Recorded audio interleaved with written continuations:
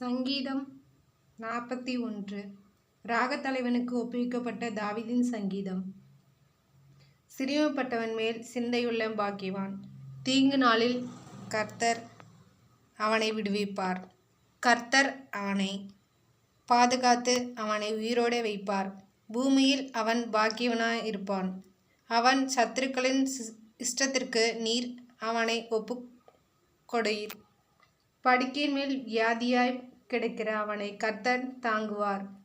அவனுடைய வியாதியிலே அவன் படுக்கை முழுவதையும் மாற்றி போடுவார்.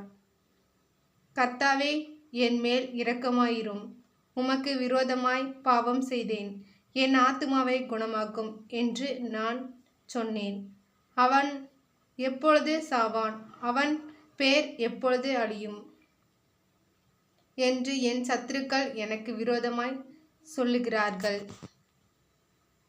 ஒருவன் என்னை பார்க்க வந்தால் வஞ்சனையாய் பேசுகிறான். அவன் தன் இருதயத்தில் அக்கிரமத்தை சேகரித்து கொண்டு தெருவிலே போய் அதை தூற்றுகிறான்.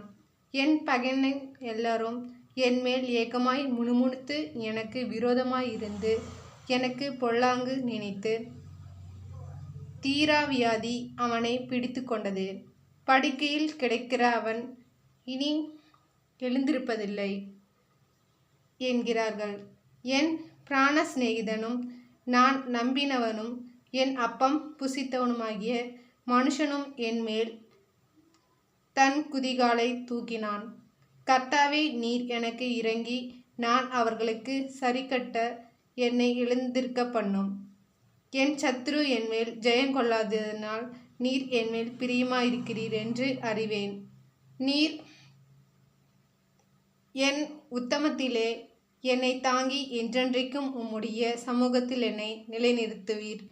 இஸ்ரவேலின் தேவனாகிய கர்த்தர் அநாதியாய் என்றென்றைக்கும் உள்ள சதா காலங்களிலும் ஸ்தோத்திரிக்கப்பட்டவர்கள்.